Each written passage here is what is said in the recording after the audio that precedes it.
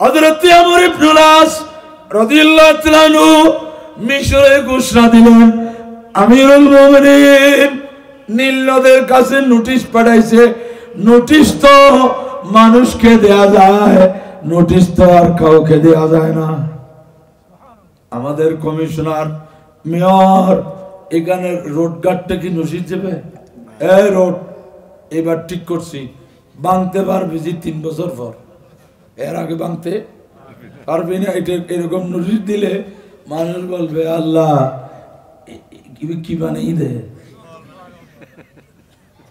এখন আমিরুল মুমিনিন নোটিশ দিছে কাকে বলেন না? নদীকে। এইটা শুনে মানুষ ওই অনুষ্ঠানের চেয়ে এখানে বেশি হয়ে গেছে। বলে একটা নতুন পাগল জাতি বের হয়েছে, এটা মুসলমান। নদীকে নোটিশ দিছে, কি হয় দেখি। একেবারে সব ধর্মের মানুষ এই মিশরের নীল নদের 2 পারে লোকে লোকারণ্য হয়ে গেছে। আমিরুল মুমিনিন এর নির্দেশ অনুযায়ী ওই সাদা কাগজ এখানে কলম দিয়ে লেখে নাই, কি দিয়ে? আঙ্গুল দিয়ে।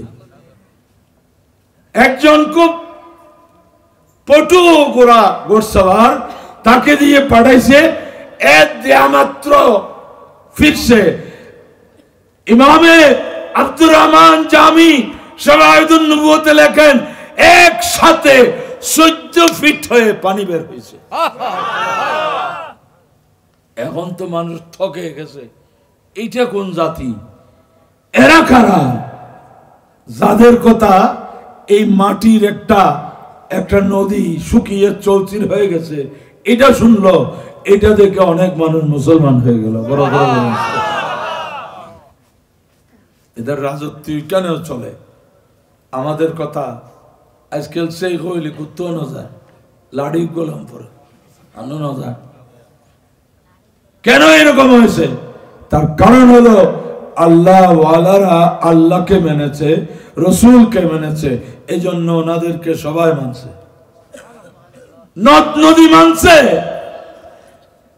এবার সবার কৌতূহল জাগলো, আমিরুল মুমিনিন কোন দোয়া লেখছে? দোয়াই জানি ফেললে এখন দিয়ে যাইবে না জানে, গভর্নর সাহেব না জানে। এ পর্যন্ত আমিরুল মুমিনিন ফুজল লাগাল বেগুন উরুস্তুল করে ইবে জানি ফেললে, আর তো দোয়া গয় ফলিলি ইবের ফিজদি ফরি আর গুম বেগুম বাদ দিয়ে ফেলে। তো আমিরুল মুমিনিন শেষ পর্যন্ত বললেন, বলে আমি কোনো দোয়া কালাম লেখি নেই, কি লেখছি? আমি বলছি যে নীল নদ, তুমি যদি আল্লাহর নির্দেশে চলো তো তোমার পানি আমাদের প্রয়োজন আছে, আর যদি নিজের ইচ্ছায় চলো তো পানির প্রয়োজন নাই। আল্লাহর ইচ্ছাকে যদি মানো তো পানি ছেড়ে দাও।